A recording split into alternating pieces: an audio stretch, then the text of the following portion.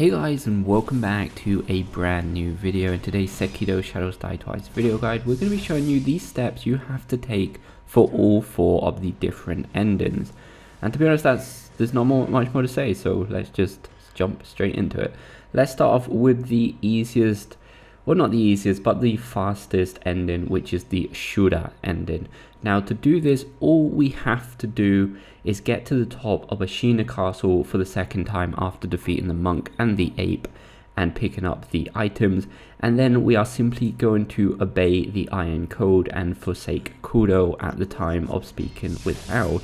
After that, it's going to initiate a double boss fight, simply finish off the boss, and the game will end right here, right now, getting you the Shura ending, also known as the bad ending, or at least that's what the game would make us think anyway.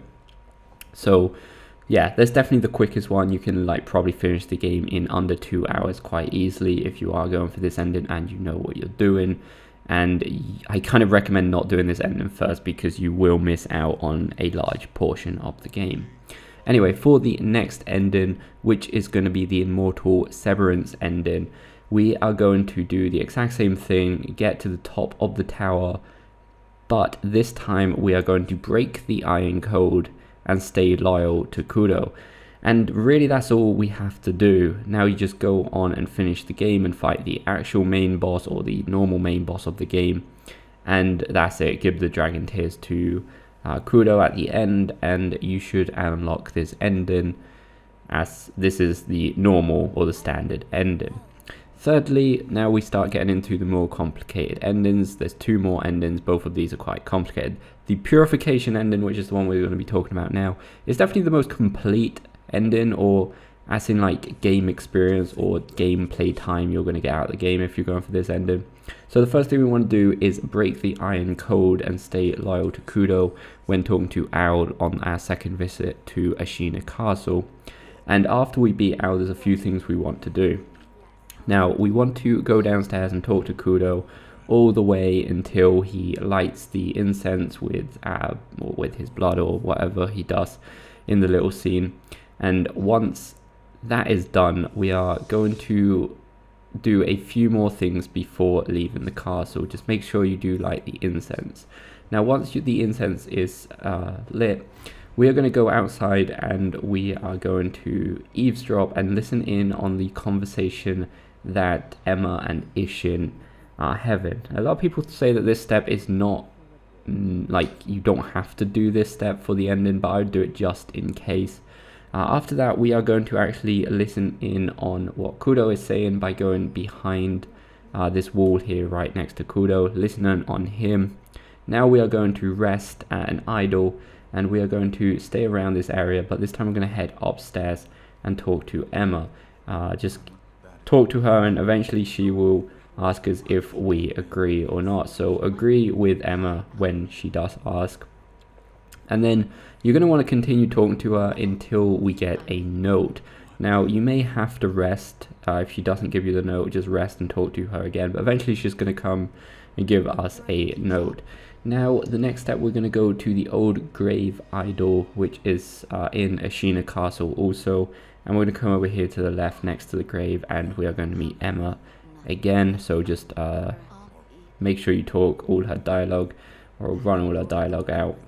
And then once we've done that, we are going to come back to the main hub area, or the temple, and we're going to make sure that Emma and the sculpture are inside. You don't have to talk to them though. What we're actually going to do is go outside and go all the way around the back, and there's going to be a little part here where we can actually eavesdrop on these as well and listen in to a conversation. Once we've listened into a conversation, we are going to go and actually confront Emma, and when we get the option, you are just going to ask about what you've heard, and then you are going to ask her to tell you all her secrets. Now, a little side note, you will have to have done the Hirata estate side area to get this ending. You don't worry if you haven't done it already, you can actually go and do it right now. But with the Father's Bell charm,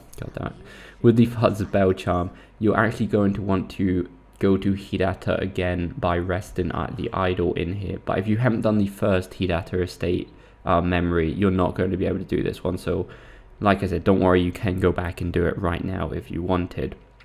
Anyway, once you're in the second memory of Hidata Estate, you're actually going to have to fight Owl again. Like I said, this is like the ending where you get the most gameplay hours out of, because on none of the other endings you actually come back here and fight Owl again. So this is definitely the most complete ending. Anyway, once you've killed Owl in Hidata Estate, you are going to continue through the game as normal and get to the normal final boss, and then we are going to give Kudo the Dragon's Tears and the Ever Blossom, which we actually got off of Owl in Hidata Estate in the second memory. So give him both of those things and you are going to get the Purification ending. Now for the final ending, which most people consider the true ending or the secret ending, and it's definitely the one with the most steps in it, we are got the return ending, that's what it's called. So the first thing we're going to do is come here to the temple grounds in Mount Congo, and we're actually going to dive into this lake and go all the way into the middle underwater, and we're going to pick this chapter up called Infested. On a quick little side note, if you haven't completed Genichiro and done all the things up there, and you haven't defeated the monkey boss or the folding monkey boss, then you actually get that chapter from the monk that is sitting in the main hall of Mount Congo. But if you've done the screen monkeys, then it will be in that lake. Anyway, now we're going to go to the Divine Child and give her the chapter we've just found, and she's going to give us some rice. Now what we want to do here is simply consume the rice ourselves, or you could give it to another character if you want, but the quickest way is to just consume it ourselves. Then we are actually going to travel somewhere and then travel back. Now on a quick little side note, you can do this as long as the Divine Dragon isn't dead, but I do recommend doing it a bit earlier. In this particular video, I'm actually doing all this before going back to Ashima for a second time. I believe the monk is dead, but the Guardian Ape is not dead. So just on a quick side note, a lot of people do say that you can do all of this as long as the Divine Dragon's not dead, but sometimes it does bug out. But anyway, after you keep requesting rice, traveling or consuming the rice, then traveling and then traveling back, request more rice. You have to do this like 3 or 4 times, but eventually at one point you're going to come back and she's going to be ill. She doesn't really seem that well, she's panting, and then she is actually going to ask you if you can bring her a, what are they called, those fruit. I'll get there in a minute as soon as the video catches up. I think it starts with P. Is one of the permisons, that's it. So the quickest way we can get these is by going to the second idol in Mount Congo and turning around and jumping down. You can actually buy a permission from one of the shops, which is this one kind of hidden over here. A quick little side note also, if you do Kotaro's side quest, he will give you a special permission, persimmon, what are they called, persimmon, yeah, whatever. If you do Kotaro side quest, you will get a special one of these. You don't have to give in that one, but if you do give in the one from Kotaro's side quest, there will actually be some unique dialogue, but you do not need to do that for the true ending. Anyway, after you heal her, she is actually going to give you rice for Kudo. So we're obviously going to now give that rice to Kudo. We are going to rest as soon as we get that rice, or give him that rice. We're going to rest, and then Kudo is actually going to give us some sweet rice balls. About the healing thing with the Divine Child, a lot of people have claimed that they have to heal multiple times. So in my case, I only had to heal her once, but just keep that in mind. Anyway, once we've got the rice balls, make sure you eat them. You don't have to eat them in front of Kudo, but just make sure you eat them to be on the safe side. Anyway, once we've done that, we are going to come back to the Divine Child, and we're going to realize that she's no longer here.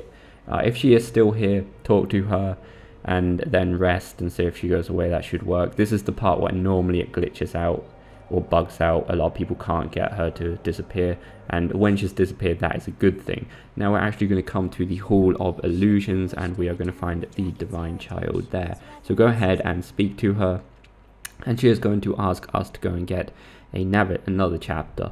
So now for this chapter, we're going to go to the main hall idol in Mount Congo, and we're going to go over here to the left and exit through this door, and we are going to go into this dark cave. Just be careful, there are some monks and enemies and whatnot in here, but at the end of this cave we are going to find a dead monk with the book we are looking for on his corpse. So just continue through. You can just jump down here. There is actually a little side cave if you want to not take any damage, but you know, it's not a big sacrifice. You don't really lose that much health, and you skip an enemy. So yeah, you can just jump down there and crouch down, go through this little dark area here, and after climbing up one or two more platforms, you should see a monk in the corner down here dressed in blue with the holy chapter, Dragon's Return. So this is actually the chapter we're going to have to take to the Divine Child. The Divine Child is now going to be back in the temple where she originally was, so go ahead and give this to her. And now this is the part where the Divine Child is going to ask us for the 2 snake livers. Now, like I said, there's 2 of them. So the first one, we are going to come to the start of Mount Congo. We're going to use the puppeteer ninjutsu on this little guy right next to the kite. And what this is actually going to do is it's going to make him hold up the kite for us for pretty much the rest of the game now. So you don't have to worry about doing that again. Anyway, now you're just going to continue through the level and go up the hill and through the biggish temple building just here. And we're going to come out where the NPC is. Now we're going to hop up onto this massive tree, and from the massive tree we're going to just grapple across with the kite onto this lone little platform here. Now we're going to take a bit of a leap of faith and grapple in midair multiple times. You can screw the second one up, there is actually a platform below that, but yeah, just grapple all the way across into this platform with the little cave. And yeah, we're going to go into the cave. There's actually going to be an extra idol here if you want to rest it there, but there's not really much here. There's just an item here, and here we are going to be looking over the snake. So you just want to plunge and insta kill the snake. Make sure you do remember to press R1 the second time, because if you do take too long to press the R1 button for the second time and you actually kill him, you are actually going to get killed. So just be careful with that. Anyway, that is our first liver, as you're going to see just there. This is the fresh one. Now, as for the second one, we're going to come to the very end of Sunken Valley. This is the idol that you would be resting and respawning at if you are fighting the Guardian Ape. Now, from here, we're going to jump down to the right, and eventually we're going to come across this like poisonous lake, and then we're going to see a little turn to the right. Take the turn to the right past the shop, through the cave, and eventually you are going to find a bit of a dead end where you will see the snake, and to the left a little platform with a monkey on it. Now actually going to jump across to the platform, and we are going to once again use the puppeteer ninjutsu, this time on the monkey.